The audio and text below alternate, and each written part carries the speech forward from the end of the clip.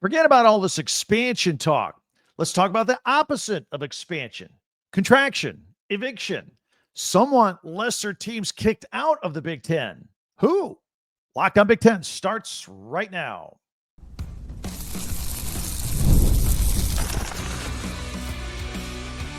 You are Locked On Big Ten, your daily podcast on the Big Ten Conference. Part of the Locked On Podcast Network, your team every day. Welcome to Locked On Big Ten. I'm Craig Sheeman, 40 years as a sports talk show host and play-by-play announcer, and I want to thank you for making us your first listen each and every day. We are free and available wherever you get your podcasts and on YouTube, part of the Locked On Podcast Network, your team every day. Hit that free subscribe button down below, please, while you're watching. That helps us. That helps you. And today's episode is brought to you by FanDuel. Of course, right now, new FanDuel customers can get $150 in bonus bets if your first $5 bet wins. So who's getting kicked out of the Big Ten? Plus, Tez Johnson was slow at the combine. Ohio State and Michigan quarterback news, and IU basketball seems better. Why? We have a theory, plus our top 10 observations from the weekend. All right, but first, let's get into it. One of our favorite discussions here on Locked On Big Ten is conference expansion and realignment. But what about eviction, contraction, kicking teams out? I came across an article on Saturday Blitz that suggested that the Big Ten and the SEC would kick out its lesser performing schools in favor of more prestigious and profitable football programs during realignment sometime between now and 2031, when all these new TV deals are going to be coming up and getting into place again. We even did a podcast on this subject last May, I think it was, regarding this, because at the time, you'll remember, Iowa State Athletic Director Jamie Pollard, who, by the way, just got a 5-year extension here this weekend at Iowa State, he said that the Big Ten and the SEC would eat its own. That's what he said. Now, the suggestion here was, why would Northwestern and Rutgers, for example, get the same amount of TV money as Michigan and Ohio State? Those schools are responsible for more money coming in and higher ratings, right?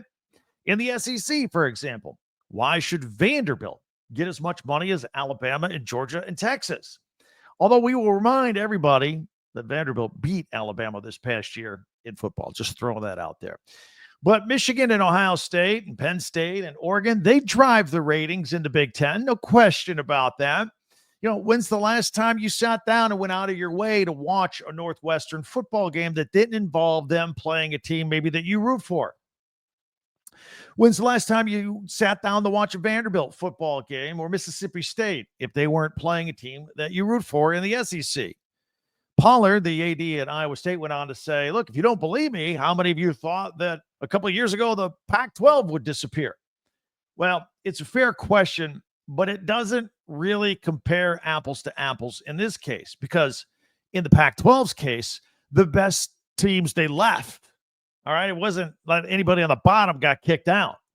The good teams left for more money. They left for the Big Ten, for example. Nobody got kicked out. In fact, the least of the lesser programs of the Pac-12, Washington State and Oregon State, they not only were not kicked out, they're the last two remaining as they're trying to piecemeal that conference back together with some other smaller schools. But look, if I was Pollard, I'd be much more concerned about where his program is going to land in the future. In fact, if he got a 5-year extension here this weekend, he's going to have to deal with this. Because our audience here on Locked On Big Ten knows that we feel that the Big Ten and the SEC will continue to grow at some point, become some sort of super conferences, realignment between the two. And that's going to begin with the implosion of the ACC under the weight of their drastically underpaying TV rights deal. And then the conference musical chairs is going to start back up. And at that point, Pollard at his school might be on the move. Big 12 and their best remaining schools will be cherry-picked by the Big Ten and the SEC. And if you don't believe me, it's already happened. Texas and Oklahoma, where are they now? They're in the SEC. That's just a prelude to what is coming. But back to this article from the Saturday Blitz. You know, it's adamant that with the continued expansion of the college football playoffs and the Power 2 and the Big Ten to the SEC and the playoffs and trying to get 4 automatic qualifiers which may somewhat diminish the regular season or the importance of regular season games, as we believe and have pointed out here on this podcast, that the conferences and the TV networks, they'll want to make sure that every single game on Saturday during the regular season is still must-see TV. No more, sorry, Rutgers versus Ohio State football blowouts, according to them. Not me, them. No more Northwestern versus Michigan games, according to them. Not me. Because blowouts get low ratings, right? How about matchups with two teams that fail to draw a large audience going head-to-head, a Northwestern-Purdue game? I might not even watch that. Look, this article suggests that the Big Ten and the SEC could command a lot more money in their next TV deal if they eliminated the quote-unquote lesser viewed matchups like that and offered nothing but marquee matchups every Saturday afternoon and every Saturday evening. And TV networks may demand it out of them going to the next TV deal. Another option would be to end equal revenue sharing. Again, this was in this article as well, where, for example, Michigan, they get a huge cut in the TV deal where the Northwesterns and the Purdues and the Rutgers get much less. In fact, this is the exact conversation that's going on in the ACC right now with Florida State and Clemson arguing that they should get more money than Duke and Virginia because they're bigger brands. We'll see how that plays out. Those schools are also kind of trying to leave the ACC as well. So this article goes so far to suggest that it made a list of which Big Ten and SEC schools will be the ones getting evicted. Let's look at the Big Ten ones on the list. First of all, they started with Rutgers. Rutgers got a sweet deal by joining the Big Ten, and they're getting a lot of money off of it. There's no question. But the Big Ten wanted that footprint in the Northeast, in the New York and New Jersey markets, and they got it. But Rutgers has failed to deliver higher ratings on the East Coast. But I'll argue, look, the Northeast has never been a hotbed for ratings for college football. Never. This article mentioned Northwestern. It's an academic school, and it doesn't typically draw big ratings. However, I will point out the Big Ten loves to say, hey, we're an academic conference. We like having Northwestern, kind of the Harvard of the Midwest, in our conference. They'll always love that. So I don't know they're going to be kicking Northwestern out anytime soon. Plus, it is the Chicago market. And, it's around the block, around the corner from Big Ten headquarters. I don't see them getting rid of Northwestern either. Purdue does not draw a lot of fan interest. In fact, Locked On Colleges, which has like 150 college channels, I don't think we currently have a Locked On Boilermaker channel. Maybe not a lot of interest. Maybe. But maybe one to come. I don't know. But I will argue that not long ago, an article like this would have also included the Indiana Hoosiers. Put them on the eviction list because the program has lost more games than any in college football history, over 700. And yet, they just rose from the bottom to the top. They were in the top 10 this year and made the college football playoffs. So my point is you can turn things around and be worthwhile. Indiana made the conference money this year. 2 years ago, this article would have included Indiana and told them to get out. In 2006, Rutgers was ranked in the top 10 throughout the season. 2 seasons ago, Northwestern was an 8-win team, and David Braun was the Big Ten Coach of the Year. My point is these things are cyclical, and some teams have longer cycles than others, and some just don't cycle. They just stay up top. But we believe the Big Ten's going to continue to grow, but I don't think they're kicking anybody out. That's the bottom line. I don't think Big Ten will be evicting anybody, contracting, telling anybody to hit the bricks. I don't think that's going to happen. What do you think? Hit me up with the comments. We'd love to hear from you on it. By the way, whatever you're doing right now, hit that subscribe button real quick. Subscribe. It's free. Hit the subscribe button, and you can follow Locked On Big Ten for free wherever you get your podcast. And that way you'll get the latest episode of this podcast as soon as it becomes available each and every day. And if you don't mind, I always ask if you don't mind, share, like, and or follow. That helps us out a lot as well. Don't forget, we have a website, talkbig10.com. All of our podcasts go there, and you can buy merchandise from your favorite school. A little school spirit right there. Click, and you're good to go with that. Want to make sure you knew about that at talkbig10.com. All right, so the NFL Combine is going on. There's a lot of Big Ten players out there, right? And Tez Johnson, one of the best players of the Big Ten this past season, kind of ran slow. We'll give you an update what happened there. Jack Tuttle is coming back to Michigan. What's he been there? 7 years? Or well, he was at Indiana first, but he's back in Ann Arbor. We'll tell you what's going on. Kyle McCord talked about Ohio State as well, more than a year and plus, however, since he left the school, and then watched him win a national championship without him. And Indiana basketball is on the rise. I think I know what's going on there. That's all coming up next right here on Locked On Big Ten.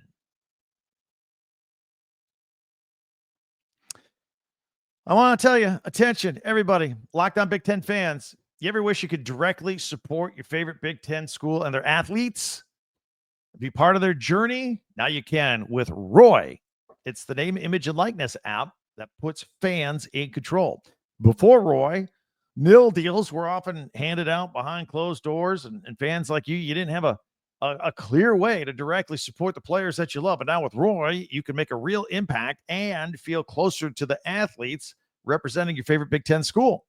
So with Roy, you get to choose the player you want to support. You decide how much you want to contribute, and you get exclusive content straight from the athletes right back to you. The best part, if your player transfers, you get your money back. So it's a risk-free way to show your support and make your voice heard. Support your favorite players directly and help shape the future of Big Ten sports. Download the Roy app now from the App Store and start backing Big Ten athletes the way that they deserve it. Transparency, trust, and real impact. This is the future of college sports. So join it now by downloading Roy and supporting your favorite players. Thanks for making Locked On Big Ten your first listen each and every day, especially you everydayers out there. Thank you so much. Meanwhile, be sure to hit that subscribe button and also share, follow, and like Locked On Big Ten, your team every day. And don't forget to check out our website, talkbig10.com as well. All right, let's get back into this because some things I want to get to here on this podcast I think are very important. First of all, I want to look back at this combine this past weekend in Indianapolis. Tez Johnson, Oregon Ducks wide receiver. Love watching him play, rooting him on. He was one of the most electric players of the Big Ten this season and helped the Ducks to a Big Ten championship and a playoff berth, despite suffering a shoulder injury in the Michigan game. And thankfully, that was not a season ender. He was able to come back for that final push. Now it's on to the NFL for Tez, and his performance at the combine in Indianapolis was a little underwhelming. His 40 time was a lot slower than expected. He ran a 4.51. I don't know what that's going to do for his draft status, but he's already having to overcome some size at 5'10", 154 pounds. Maybe he'll be a slot guy and return some kicks. However, the Ducks would not have had the success that they had this past year if it were not for Tez Johnson. Hey, speaking of the combine, former Ohio State and Syracuse quarterback Kyle McCord is there, obviously, and he says that there's no animosity between he and Ryan Day and Ohio State after he had to transfer out. Like within 6 days of losing the Michigan game in 2023, after having a great season up to that point, he was gone, ended up at Syracuse for last year, and did pretty well there. But he says, look, man, things worked out for everybody. The Buckeyes won a national championship with quarterback Will Howard. McCord had a great year at Syracuse, probably raised his profile a little bit there. He said he was rooting for the Buckeyes during the playoff run. He said those are his ex-teammates. Got nothing but good things to say. He admitted that his last conversation with Ryan Day was pretty hard. But he has so much respect for Coach Day. He's not going to say anything about it. He's going to keep it between themselves. This is Ryan Day's son reached out to him after his successful year at Syracuse. Said congratulations as well. Speaking of quarterbacks, Jack Tuttle. Yeah, he was the veteran quarterback who played at Indiana and Michigan. I think 7 years of college football. But he had health problems with his arm, and it just never got right this past season with Michigan. In fact, he retired as a player in the middle of the season. He was one of 3 quarterbacks that just kept rotating there in Ann Arbor. But he's back in Ann Arbor, back with the Wolverines. He is going to join Sharon Moore's staff as an assistant wide receivers coach. Now, he did indicate when he retired in the middle of the season due to his bad arm, he said, yeah, I might get into coaching, start the next phase of my life. Well, here he is on the Wolverine staff. Not even a graduate assistant. He's like a full-blown assistant wide receivers coach. That's pretty cool. And by the way, looking at the current quarterback situation with Michigan, there's been a lot made of incoming freshman 5-star and number 1 recruit Bryce Underwood. We talked about him last week on a podcast again because we love talking about him. But the first quarterback that Sharon Moore mentioned in an interview recently was Fresno transfer Mikey Keene. He says the kid can really spin it. And they've been watching a lot of film on him, and they're all ready to go for spring football. And he's going to be competing with Jaden Davis, who they kept this redshirt eligibility last year. They sat out, they preserved it, which I thought was great because they were going through a lot of quarterback problems with rotating everybody. So Davis is ready to see what he can do. But back to Keene for a minute. He's got 39 games of experience, and he's thrown for 8,000 yards in his career at Fresno and also Central Florida. But something tells me that Underwood, the guy that they spent $12.5 million in name, image, and likeness money on, he's going to get the nod. $12 million, man. That does all the talking. Speaking of talking, I want to talk about Indiana basketball real quick because they were kind of dead in the water. And then the whole story, and it looked like they were going to miss out on the NCAA tournament. They may not. There's still a little bit left here to go here in the season, but they've had a little bit of a resurgence lately. But things are so bad for a while. It was even announced a couple of weeks ago that Mike Woodson would not be returning as their head basketball coach next year.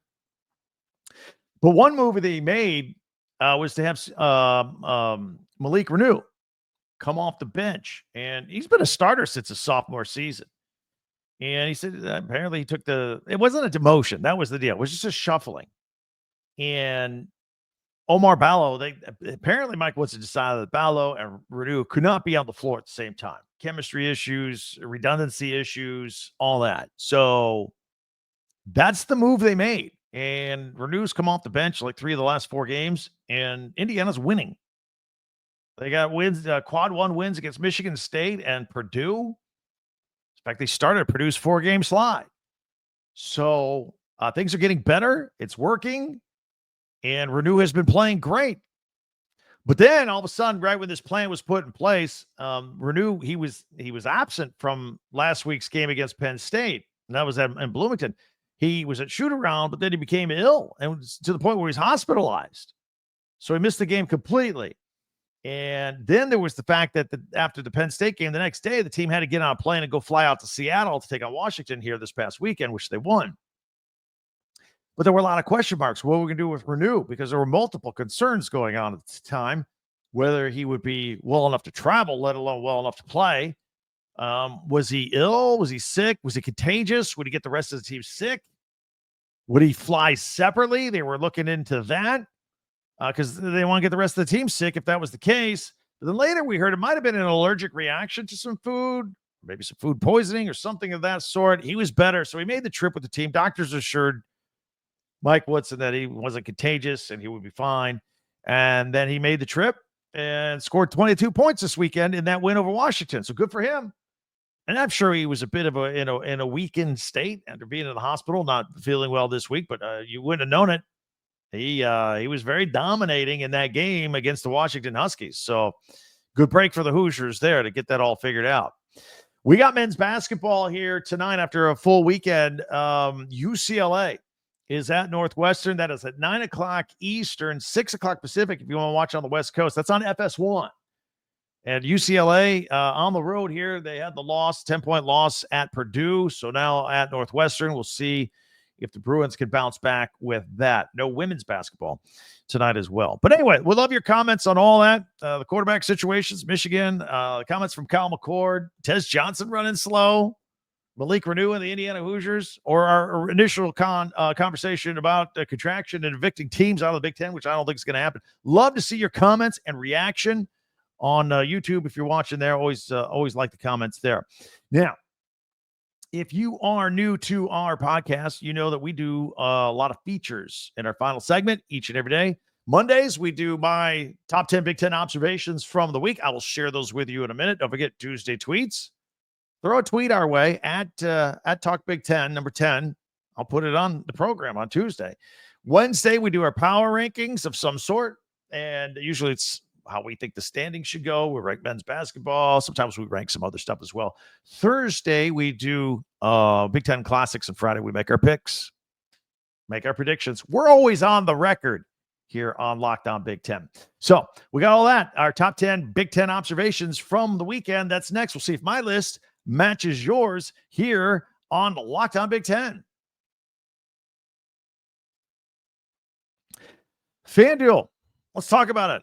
FanDuel, when a game tips off for an NBA game, for example, just getting started, maybe you missed the beginning, you can jump right in on the action. Get in on the action with FanDuel, America's #1 sports book. With FanDuel, you can place live bets throughout the game, no matter when you join in. So, again, if you miss something, no problem. Jump in on that fourth quarter comeback. Stay in the action. And if you're looking for a bigger payout, you can even combine the live bets with your same-game parlay. Boom. You'll love using FanDuel's live betting feature because it keeps every moment of the game more exciting.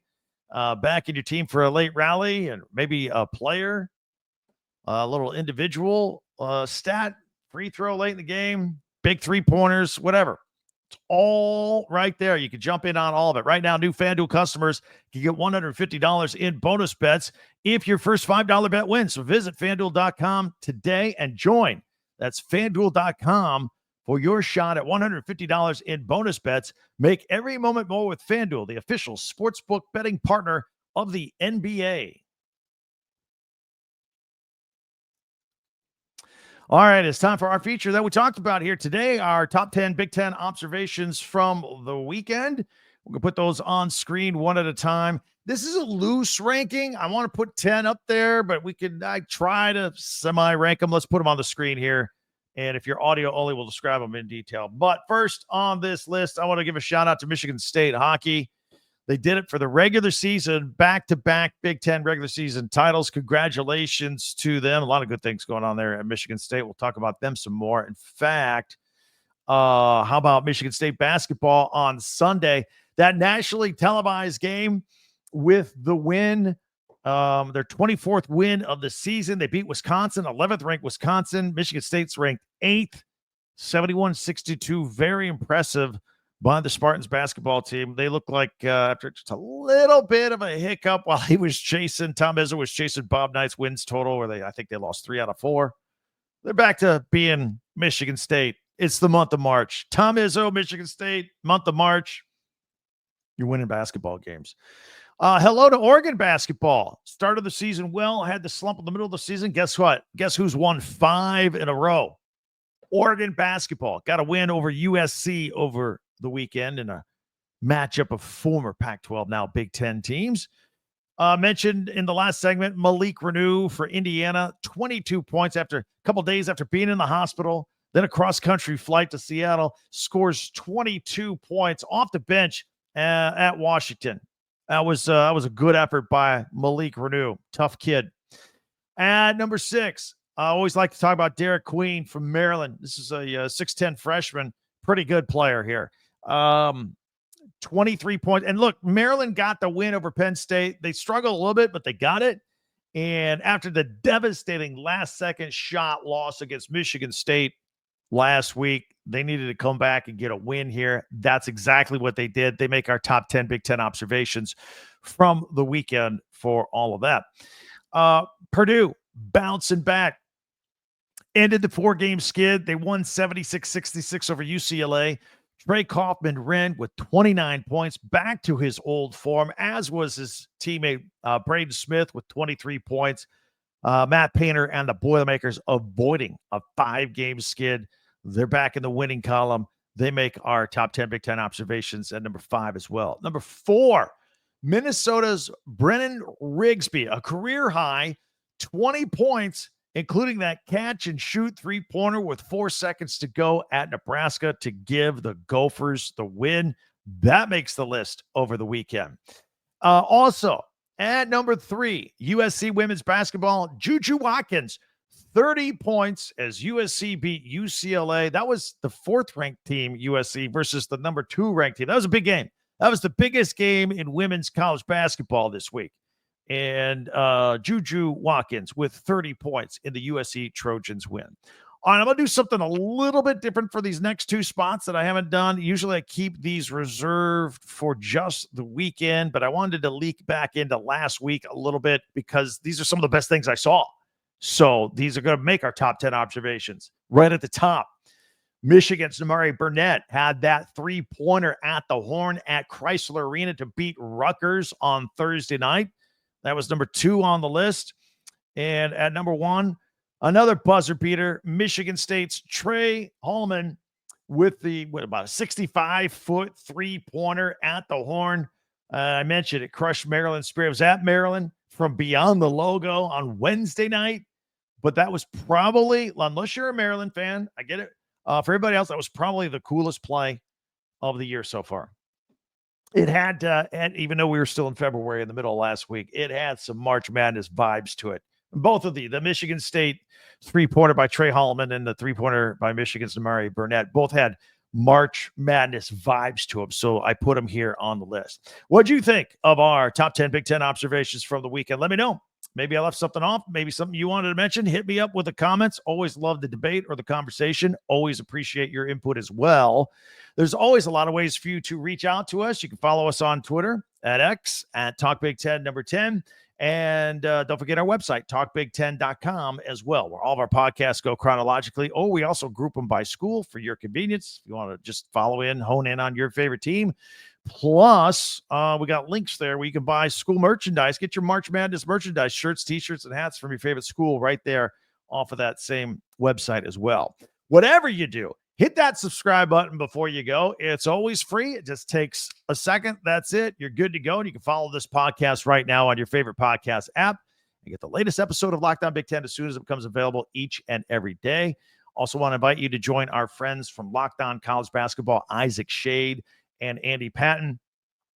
Rolling into March now. You can find Locked On College Basketball on YouTube or wherever you get your podcast as well. That'll do it. We're off to a huge start here this week. Lots of stuff to keep track of in the college football world, but of course, March Madness is right around the corner. Conference tournaments are coming.